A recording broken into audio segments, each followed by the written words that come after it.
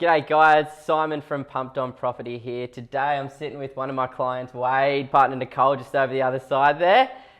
Just come back from a little bit of lunch and thought it'd be a good opportunity to sit down, ask a couple of questions and just give our audience a little bit of feedback as to what it's like to work with Pumped On Property. Now, just a little bit of background. Back in July of 2021, we got the conversation started. Wade's based up here in Brizzy and quite a successful property investor yourself already, but just wanted to try and take it to the next level. And, you know, we end up having some pretty detailed conversations about your strategy and the future and things like that. Yeah. But now we're sort of well and truly into the process, and Wade and Nicole are actually up here in the office putting pen to paper for the first property that's come up that's really suitable to your goals.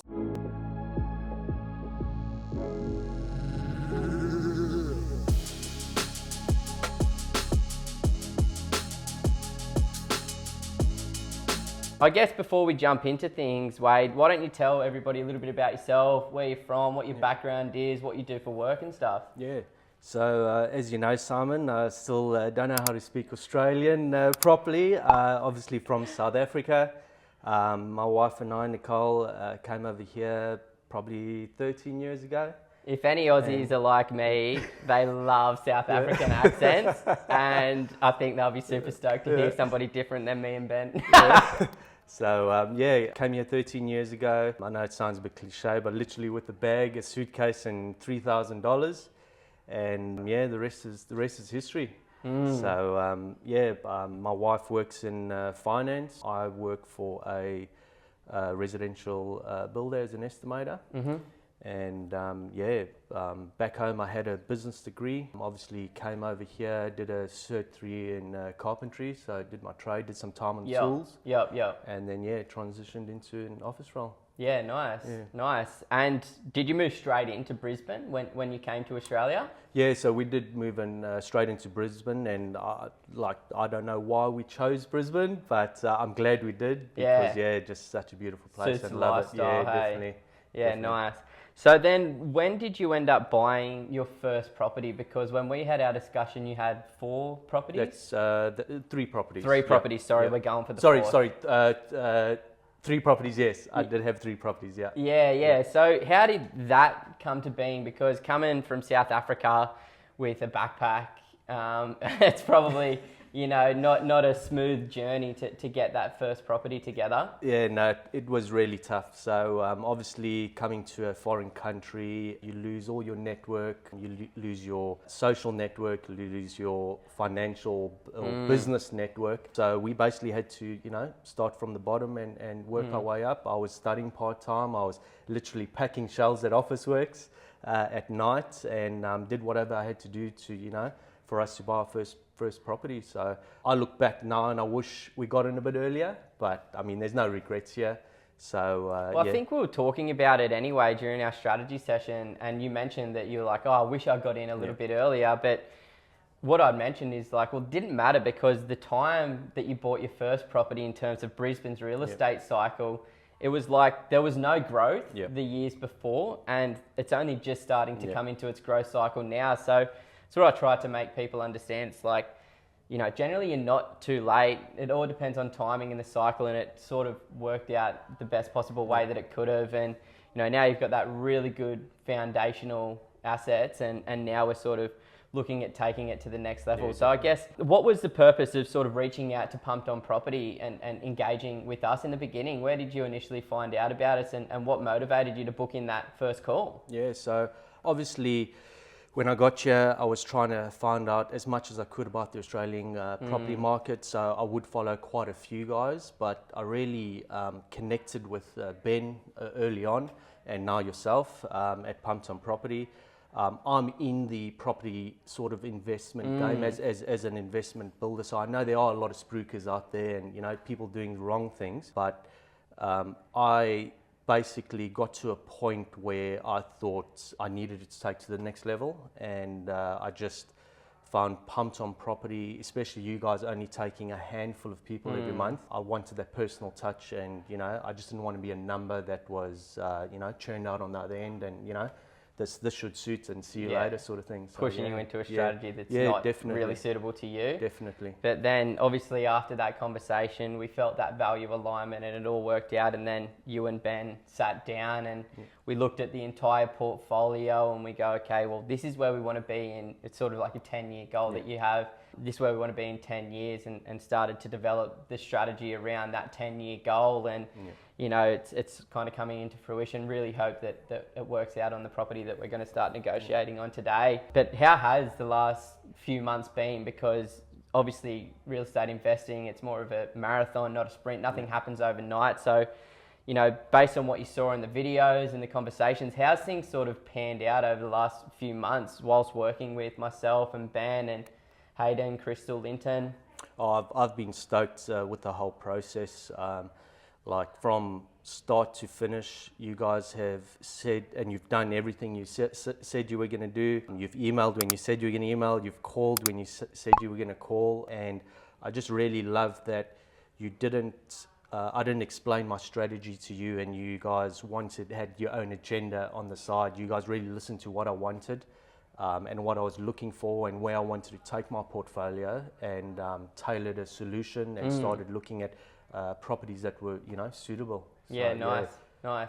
So what was the motivation behind property in the beginning? Because you're kind of obviously a blank canvas coming out to Australia. You had options, you know, what drove you more so to property than other asset classes? Yeah.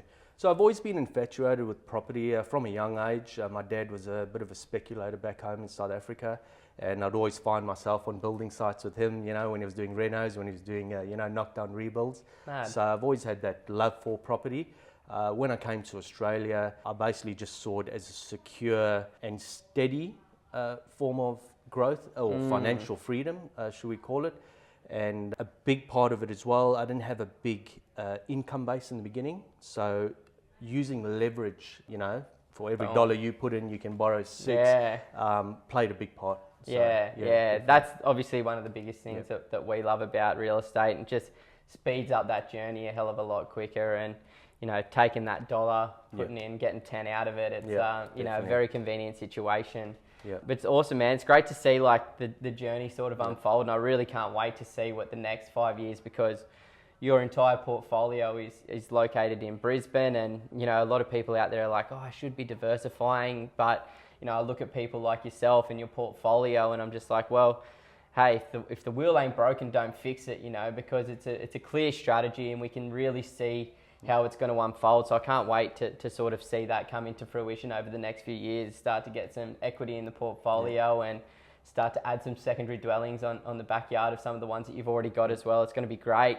But I guess, you know, for yourself, if, you know, you wanted to, you know, provide some feedback or advice or some guidance to somebody on the other end of this video right here, you know, what would you recommend if they're sort of on the fence or not really sure what they should be doing with their portfolio, whether or not they should be working with, you know, a partner or something like that? Do you have any, I guess, advice there? Yeah, definitely. Look, hindsight's always a wonderful thing. And if I could have a conversation with my 20-year-old self, probably say these 3 things. I'd probably say delayed gratification. I know it's easy, you know, to, you know, have a good lifestyle, you know, buy fancy cars, you know, go on holidays.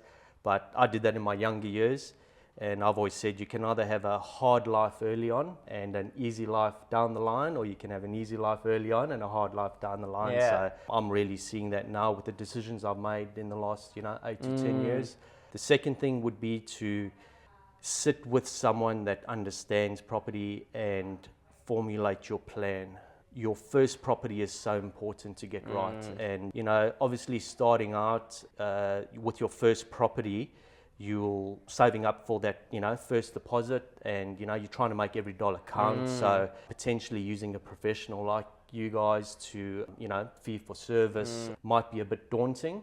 But you guys did an analysis the other day of 20-year returns on a 4% and a 6% property, you know, and by 6%, buying it in the right area, and it was a case of millions, you know, nearly 2 million. So that little fee potentially pay up front becomes irrelevant. Yeah. So with a longer term outlook, and I love that Definitely. you've got that longer term outlook. Like they're two of the biggest lessons that Ben and I try and promote as well. Like delaying the gratification is so important, and we've seen it. You know, with our grandparents, we've seen the ones that have ended up in a good position through investing. We've seen the ones that end up in a bad position on the pension because they did nothing. You know, I know which one I want for sure. So it's about making those smart decisions. And the first property is crucial. Like it is so crucial, and some people are super lucky, but most people end up in that position where they end up with the 4% return instead of the 6% return. And it's because in the beginning, when you're in your 20s, you're not thinking about 5, 10, 15, 20 years down the line. You're thinking about your next paycheck. But if you can have that longer term outlook, it's going to make the journey a hell of a lot easier. What was the third one? Yeah, definitely. Oh, the third one is basically what I was getting to is formulate the plan, because it's very important to get your property mix right. So you don't want to just randomly be adding to your portfolio, get 4 properties in or 3 properties in and say, oh no, actually the mix isn't right, and start selling and, you know, have to repurchase. Getting that mix right, getting your plan together. So sitting down with someone like Ben or yourself and in a strategy sitting and say, okay, what am I trying to achieve? What type of cash flow am I trying to achieve? And then go out and find the properties. So and the third one is basically get your team of advisors as soon as possible that you trust, that you build long term. You know, when all these, all the professionals, they charge a fee, but it is all irrelevant when you buy right. So yeah, exactly. I think they're 3 amazing tips for people out there, and you know, you just got to try and do it. Like I think everybody is trying to figure it out themselves. Everybody tries to overcomplicate things, but because everything's been done, you know, you can listen to the podcast, you can read the books, you can talk to the people that have been there, done that, and just rather than keeping it all up here within yourself, if you can get that out to the world and you can, you know, bounce ideas off your team of advisors or have like a trusted mentor or coach that you can be like, look, I'm thinking about doing this. Does it link to my strategy? Hey, yeah, that's an awesome idea. Or maybe that's not going to get you to where you want to be. Like, I think it's really important to have that rather than just like trying to do this all alone. And I think if you're trying to get anything out of this, it's like, you don't have to do everything alone. Like you can leverage off the expertise of other people to make your journey easier.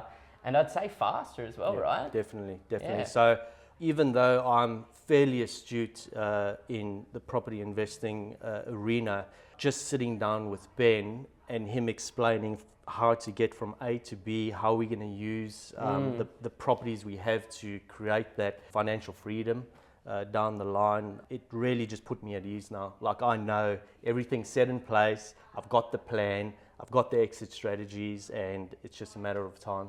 I love it, man. No, that's so epic, man. Thank you so much for jumping on today, guys. And once we get this property under contract, maybe we'll do a little recent buy post on it. So thanks so much, Wade. Fingers crossed for the rest of the day. Really appreciate you guys tuning in. If you haven't already done so, please subscribe to our YouTube channel or head over to our social media, Facebook, Instagram. Give us a like.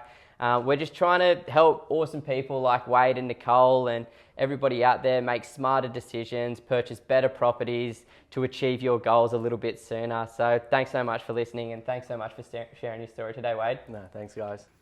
Sweaty, so sweaty.